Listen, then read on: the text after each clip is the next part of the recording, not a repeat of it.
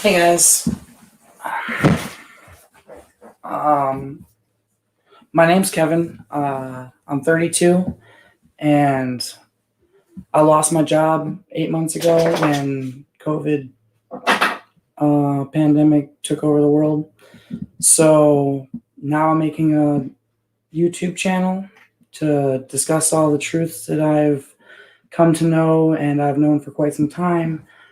I just thought my first stream should be me, introducing myself, telling you who I am. So when I think about waking up, as they say, like I don't really know when that happened for me. It's hard for me to put a point on that because when I was a kid, it was just like when the adults or stuff would be talking and they would just say something like, "Don't trust politicians." That just stuck. So it made me almost question things for maybe almost all the way back then. Um, when I was in 2001, seventh grade. I was in seventh grade when 9/11 happened. And of course, they brought in the TVs for everyone to watch it. And they sent us home early, and we stayed home for days watching it. Or maybe my mom just kept us home. I'm not sure. I know I stayed home for a couple days. And it wasn't long after that I remember there were people saying that it might be an inside job, and it was just all about the oil and starting a war in the Middle East. And then I remember hearing about like the military and stuff had like drills on that day about what happens if an airplane hits a building. So there was a lot of confusion.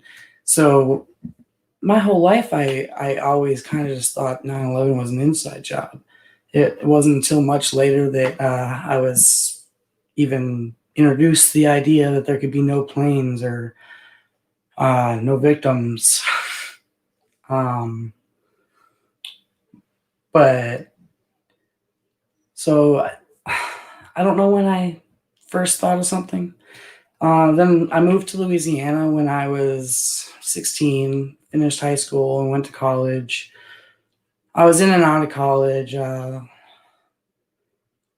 just for financial aid issues and stuff. I was a psychology major. I also worked in a restaurant while I was there, a couple of restaurants at first, and one that I was there for quite a while. I was in that town for like 7 years, and towards the end, I don't know, last couple of years of that time, me and some friends really started watching like Ancient Aliens, and I know that's really something. It's not a lot right now. Obviously, doesn't mean a lot, but back then, it just got me to open my eyes to like the idea that there could be other truth out there that like that I could be told something that isn't true, that isn't something new, something that I was just taught, like everyone knows this, these kind of things, our history and stuff. That was the first time I really ever questioned any of that. And that show also showed me a lot of cool little rabbit holes, the Money Pit. I always really liked the Money Pit. There's other ones, the Easter Island statues and stuff, which soon we're going to talk about Mandela Effect, and that's one of my favorite ones to talk about with Mandela Effect. But also back in like 2011, 2012 time, most of 2011, I'd say, I got into like, it's the first time I heard about the Mandela Effect was back then. And I didn't really know who Nelson Mandela was, but Shazam, Sinbad, that one resonated with me. I was like, what do you mean? He says there's never been a movie called Shazam. No one's ever seen it. That was crazy to me. Berenstain Bears, that resonated. Monopoly guy. There was a monocle. I never really thought the Mandela Effect was that important of a thing back then, but it was like a cool little how do you explain this kind of thing. Um, Back then, I kind of did think maybe it was multiple dimensions or something. I didn't know what it was. But then other things I was into back then, we looked at chemtrails a lot. We were always talking about chemtrails, um, false flags. Um, because I never really believed 9/11. I never ever really believed any of these false flags. Going through all of them, I don't think I have to go through them all right now. I mean, maybe in different videos in the future, I might talk about certain ones individually. None of them ever really felt true to me, and I felt like there was always that like you could feel that people, not everyone believed them. There was always for me, I don't know. For me, it always felt like I wasn't the only person questioning these things, so I never put truth into them until I thought it was proven. But I mean, they never feel genuine. Everything always looks fake, and I don't really understand how I really never really bought any of those. I guess I don't know. Banks. I stopped trusting banks around that time. I think it was like Italy took like a percentage of everyone's bank account. It could be another European country. It's been a while, but that's really when I stopped trusting banks, and then I looked into the Federal Reserve and the history of just all that. And there's this video.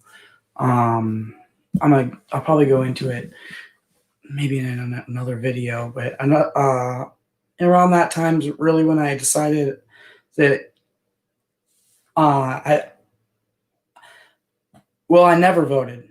I always saw back in middle school and stuff. I used to tell my friends and stuff like, we're not free. Like, yeah, there's options and stuff in life, and I'm not in a cage. But I always made the argument that we're not really free, and I didn't think that the voting really mattered. I always felt like they were all together. So, so I've never voted, but around this time is really when I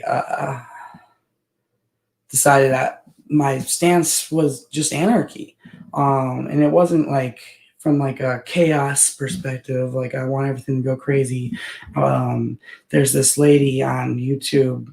It's been years since I watched this video, but she has an analogy of two islands with anarchy, and how one has government and one doesn't, and how both of them get things done, and how the island with no government really seems to be a better system as it is. So I've always kind of since then, that's been my point on politics, is I've never wanted any of it. I I don't want to be in charge of what other people are allowed to do, and I definitely don't want anyone to be in charge of what I'm allowed to do. That's not to say that I don't have morals or anything. Um, I mean, speaking of which, I am a Christian. I do know God. I have growing up churches. I've never really been a fan of going to church.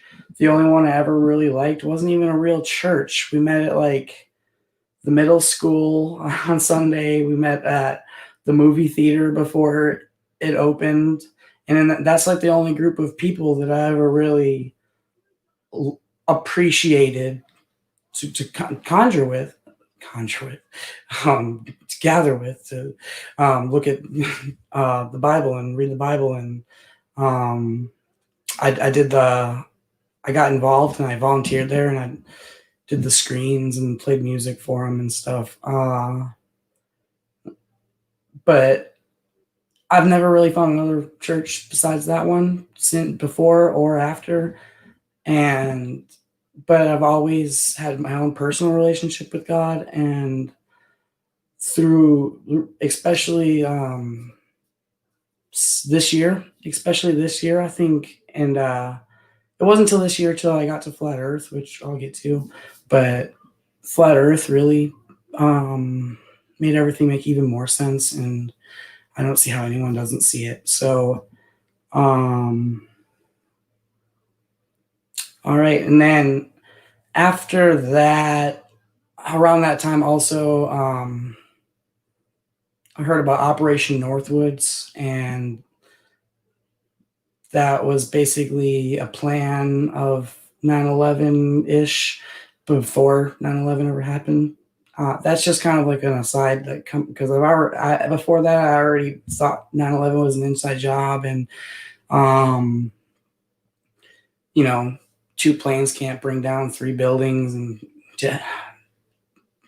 jet fuel can't burn steel beams, and all of that, and so it wasn't really a big thing until I realized there were other operations like that precede other things, but that wasn't until later. So when I moved away from that um, city, I just it was just time I had to get out of there, and I decided since I was leaving that, and I kind of cut ties with those people that I was hanging out with then, and that looked into this stuff with me. I just kind of stopped looking at truth, and not that I didn't know it was there, not that I ever started voting, not that I ever didn't think that anarchy was the best option, but I just thought life would be better if I just focused on, living within the system, and not I didn't want my path to just be always fighting against the grain and feeling stressed out about what's going on in the world and what, the lies. And so I kind of just not went back to sleep, but just let it happen in the background and stop looking at it, stop letting it stress me out for a while. And then I became a manager at Outback Steakhouse, and I was there for 3 years. Or I was a manager for 3 years. I served there before, but then I moved to Houston to open up a new restaurant that was opening there. It was a Grub. I moved there to open it, and I was there for a year until COVID shut it down. So that's when my restaurant was one of like the six that the company decided to close permanently. Some of them went to like to-go orders and stuff. But for the last 8 months, it's almost felt like looking at truth and all of this. It's felt like that's been my job. I'm on unemployment, or I wasn't at first, then I got on unemployment. Now it's low, but it's still there. And I've just been doing a lot of researching and a lot of watching and seeing what's going to happen before I decide. I don't think I want to go back into restaurants, period. So I've been looking at a couple other things that I could do. But I feel like I was thrust into this, and I feel like I have very good discernment for some of this stuff, and I feel like I have for a long time. So I feel like I'm not going to turn away from truth ever again. No matter what happens in my life, I'm always going to focus on what I know is true.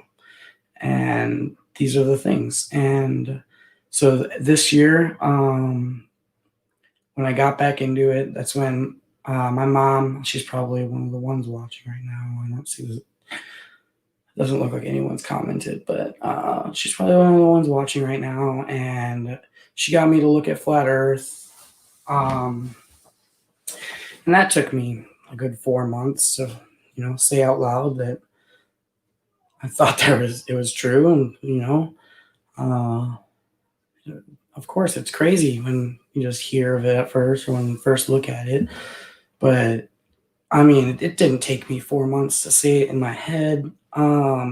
Just took me 4 months to say it out loud. Clearly, there was a lot there to. I couldn't just say it was all false right there. Yeah, my mom's in the chat right now. So I'm a flat earther. I've been a flat earther for about 7 months, 6 months now, I think, since I've actually like agreed to it, something like that. And when the virus first started, I kind of skipped over this a little bit. So when the virus first started happening, when they first started talking about it on the news and stuff, and people really started paying attention to it in the United States, I was hanging out with one of my friends, and he lives with one of his family members that's really, really old. And I was just telling him how, now, I mean, obviously, I've always thought this, or else it wouldn't have came out like this, but I was just like,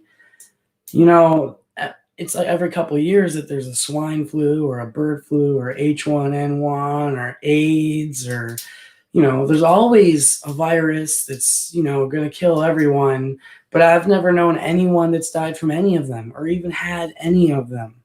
And I told him right then, I'm not going to believe it or worry myself about it until, I saw someone that, I see every day, someone who I trust has it, and they can tell me what it really is. And like, I don't know, it just felt different from the beginning, I guess, because I've never even said that out loud for any of these other instances. But with this one, it was like big enough to where we were actually talking about it, and that was the first time that ever happened. So I said it out loud. And when I moved in with my mom at first, I had moved away from Houston. I wasn't going to stay there. I knew that because I already had looked at stuff, and I already didn't trust the government. So I knew I didn't want to be in one of the biggest cities in the country. So I went there, and she knows a lot of stuff. She watches videos. She's very woke. And we started looking at things and about the virus. Lockstep, Operation Northwoods, Operation Lockstep.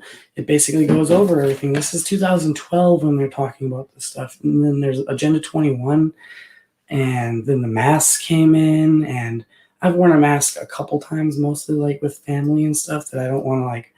I've never really had there be a big scene, but I don't want it to happen when I'm with them. So I've worn it a handful of times just because I don't want it to happen when I'm with who I'm with. But when I'm alone, I don't wear a mask ever.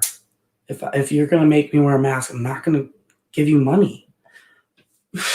Duh. So, and I looked a lot in the beginning of the year, middle of the year. We were looking at 5G a lot. They passed it as soon as we went into the lockdowns, and they put it up at night while we were sleeping. Nothing good I can see from 5G. I feel like our internet's fast enough. Why do we have to push it? I mean, that's on the light side. I think if there's a lot more to it than just that, but I think that's a good enough argument for it not to be there. The Great Reset, both on the YouTube video and they have the Klaus Schwab book, right? I have it right here.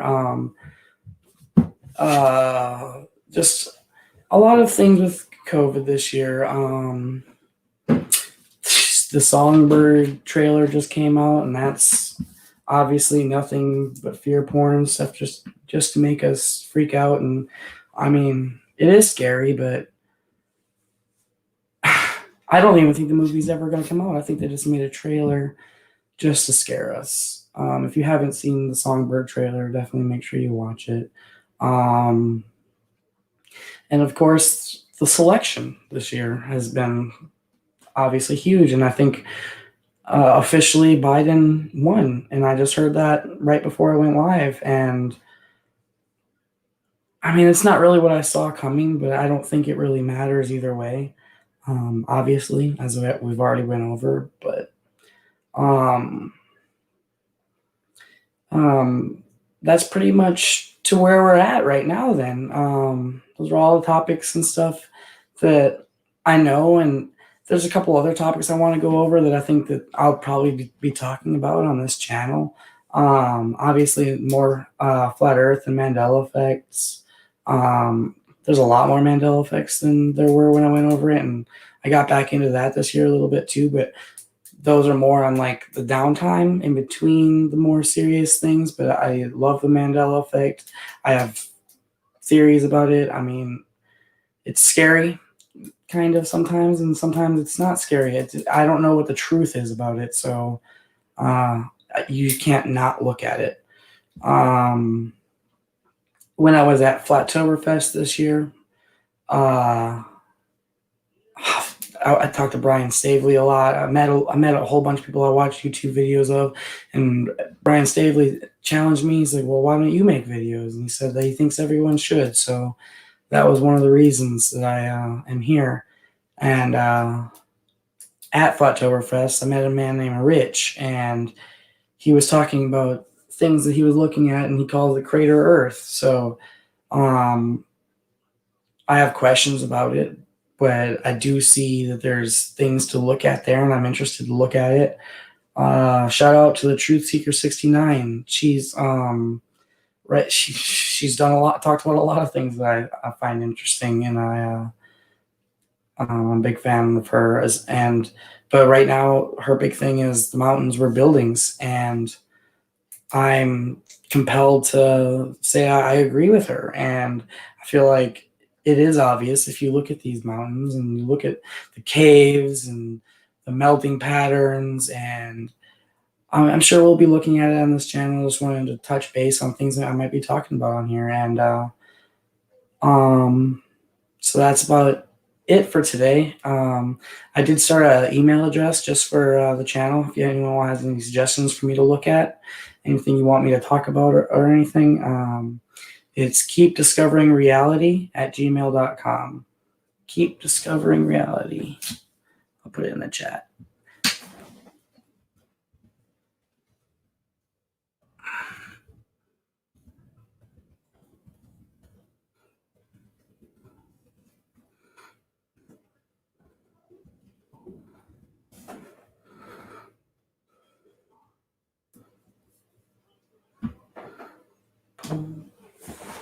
And I'm still discovering reality. I don't claim to know everything, obviously, and that's why we have to all, share and talk together. And it's why I started the channel, so we can learn and everything. I'm discovering reality. Until next time, keep discovering reality.